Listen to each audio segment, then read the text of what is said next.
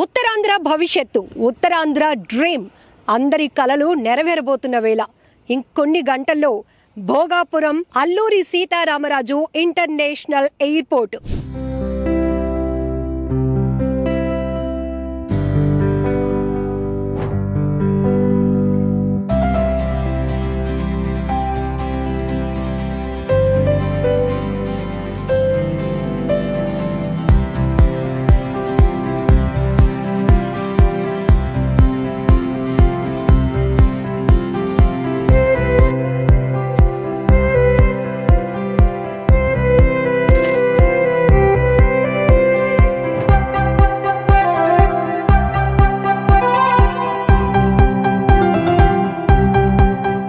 ప్రధాని మోదీ గారి చేతుల మీదుగా ఎంతో గ్రాండ్ గా ప్రారంభం కాబోతోంది. జాతికి అంకితం కాబోతున్నటువంటి ఉత్తరాంధ్ర భారీ ప్రాజెక్ట్ ఇది.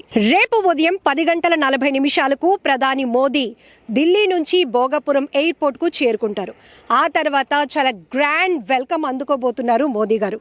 ఉదయం 10:45 స్పెషల్ ఫ్లైట్ లో ఇక్కడికి చేరుకున్న తర్వాత గవర్నర్ అబ్దుల్ నజీర్ గారు, సీఎం చంద్రబాబు గారు, కేంద్ర రాష్ట్ర మంత్రులు ప్రధాని గారికి స్వాగతం పలుకుతారు. ఆ తర్వాత 10:50 నుంచి 10:55 మధ్యలో కారులో ప్రయాణికుల టెర్మినల్ భవనానికి చేరుకుంటారు మోదీ.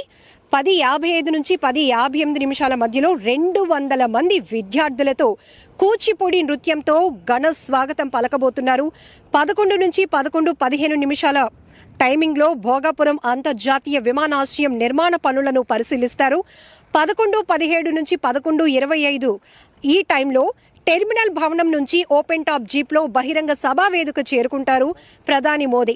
11:30 నుంచి 12:55 ఈ టైం మధ్యలో విమానాశ్రయం ప్రారంభోత్సవం ఉంటుంది. శిలాఫలక ఆవిష్కరణ, అభివృద్ధి కార్యక్రమాలు ప్రారంభం జరగబోతున్నాయి. ఆ తర్వాత బహిరంగ సభలో ప్రధాని ప్రసంగం ఉంటుంది.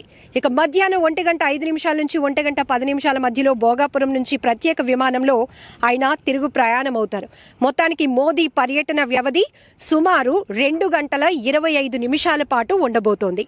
ఇంకొక ప్రత్యేకత ఏంటంటే ఈ భోగాపురం ఇంటర్నేషనల్ ఎయిర్పోర్ట్కి పక్కనే అత్యంత సమీపంలో ఉన్నటువంటి సన్రే రాజాబాబు గారు కూడా ప్రధాని మోదీ గారికి అరుదైన స్వాగతం పలికే విధంగా ఏర్పాట్లు చేశారు.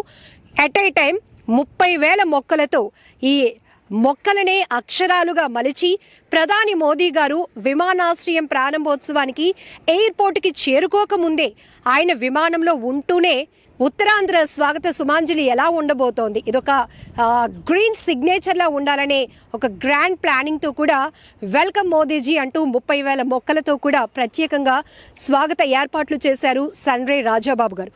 ఇక 14,000 మందితో ఏకకాలంలో అరకు ధింసా నృత్యంతో పెద్ద గ్రాండ్ ఈవెంట్ కూడా జరగబోతోంది. ఈ ఈవెంట్ను కూడా ప్రధాని మోదీ గారు చూడబోతున్నారు. ఇప్పటికే అక్కడ ప్రాక్టీస్ కూడా చేస్తున్నారు. ఎన్నో వేల మంది విద్యార్థులు కావచ్చు, అరకు నుంచి గిరిజన యువత, మహిళలు అందరూ కూడా చేరుకొని ఉత్తరాంధ్రకు సిగ్నిఫికేషన్ ఏదైతే ఉందో ఈ ఆర్ట్ అనేది ధింసా నృత్యం ఒక ప్రపంచ రికార్డు క్రియేట్ చేయాలనే ఉద్దేశంతో కూడా ఈ ధింసా ఏర్పాట్లు కూడా జరుగుతున్నాయి. ఇంకా అంతేకాదు ఉత్తరాంధ్ర భారీగా పెట్టుబడులను ఆకర్షించడానికి ఇదొక శక్తివంతమైనటువంటి వేదికగా మారబోతోంది అని కూటమి ప్రభుత్వం చెప్తున్నట్టే ఇప్పుడు అందరి చూపు భోగాపురం వైపు.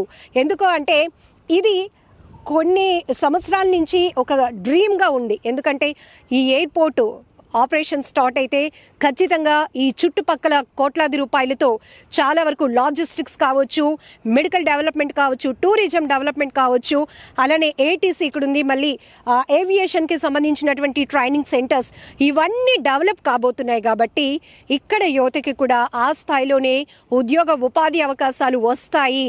మన ఉత్తరాంధ్ర ఇక సరికొత్త మార్పులోనికి వెళ్ళబోతోంది.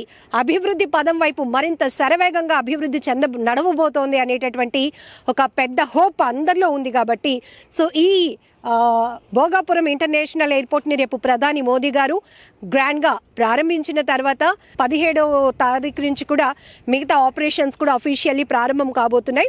అట్ సేమ్ ఇక్కడ ఏర్పాటు చేసిన సన్రే వాళ్ళు ఏర్పాటు చేసిన ఈ welcome grand signature green signature ఏదైతే ఉందో దీన్ని చాలామంది ప్రయాణికులు కూడా ఆస్వాదించడానికి ఒక అద్భుతంగా అనిపిస్తోంది.